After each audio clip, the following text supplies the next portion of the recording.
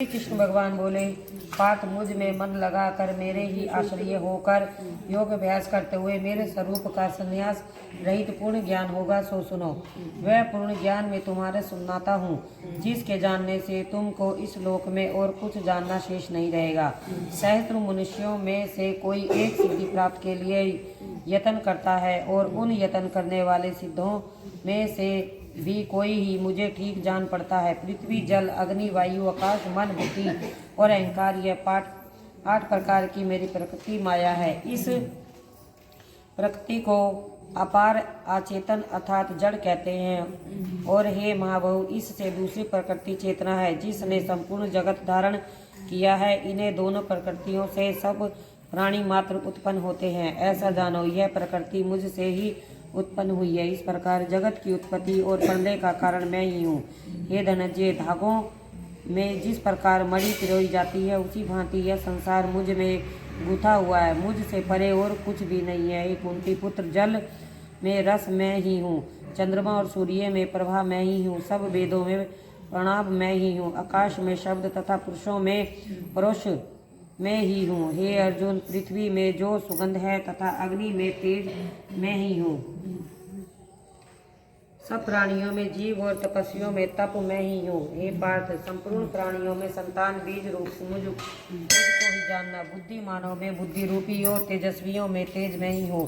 हे भारत सब काम और रोग रहित बलवान पुरुषों में बल और पुरुषों में धर्म के विरोध जाने वाला मैं काम में ही हूँ। जितने सात्विक, राजस, तामस पदार्थ है, वह सब मुझ में ही उत्पन्न है, परंतु उनमें मैं नहीं रहता हूँ, यह मुझ में है। सत्व, रज, तम, यह तीनों गुणों के भावों से यह सारा संसार मोहित रहता है।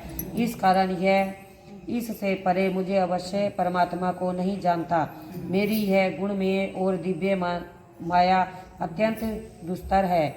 जो मुझको अन्यथ भाव से बचते हैं, वह इस माया को पार कर जाते हैं। जो पापी मूढ़ नरधम माया ने जिनका ज्ञान कर लिया है और असुरी भाव ग्रहण किए हुए हैं, मुझको नहीं पाते हैं। हे भारत श्रेष्ठ अर्जुन, 4 प्रकार के मनुष्य मुझको भजते हैं। दुखियाँ, जिज्ञासु, ऐश्वर्यों की कामना करने वाला और ज्ञानी, तीनों में सदा मुझ में एकाग्रची और केवल मेरी भक्ति वाला ज्ञानी पुरुष श्रेष्ठ है, क्योंकि मैं ज्ञानी की अत्यंत प्रिया हूँ और वह मुझको प्रिय है। यद्यपि वह सभी भक्त अच्छे हैं, तथापि ज्ञानी तथा मेरी आत्मा ही, क्योंकि वह मुझ में ही मन लगा कर मुझ में ही सर्वोत्तम गति मान मेरा ही आश्रय ग्रहण करता है। अनेकों जन्म के अनंतर ज्ञानी मुझे पा लेता है। ऐसी महात्मा अत्यंत दुर्लभ है, जो सब जगत को वासुदेव में समझे। अपनी अपनी प्रकृति के नियम के अनुसार मनुष्य भिन्न भिन्न काम वासनाओं को अज्ञान में डुबोकर उन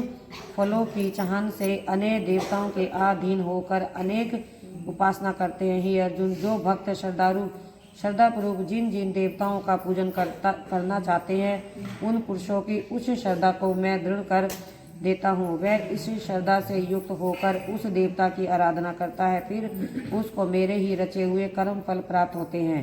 परंतु उन अल्प बुद्धि वालों का फल नाशवन है। देवताओं के आराधना करने वाले देवताओं को मिलते हैं और भक्त जन मुझ में मिल जाते हैं। मेरी अभय अविनाशी अत्युत्तम स्वरूप को ना जानकर मंद बुद्धि लोग मुझे अवयुक्त हो व्यक्ति देहधारी मानते हैं।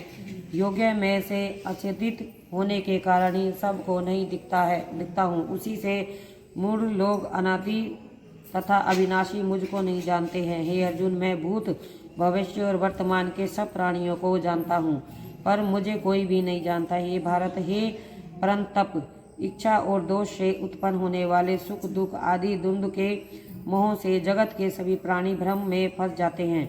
जिन पुण्यात्माओं के पाप नष्ट हो गए हैं, वह पुण्य कर्म करने वाले भक्त जन द्वंद्व के मोह से छूटकर दृढ़ निश्चय करके मेरी भक्ति करते हैं। जो मेरा आश्रय लेकर जन्म मरण कर्म को दूर करने के लिए अर्थात प्रयत्न करते हैं, वह पुरुष परम ब्रह्म आत्मज्ञान और संपूर्ण कर्म को जानते हैं। जो अधिभूत, अधिदेव और अधियज्ञ इन सब में व्यापक मुझे जान पाते हैं, वह समाधिष्ट मरण काल में मुझको जानते हैं। 7वें अध्याय का महत्व। श्री नारायण जी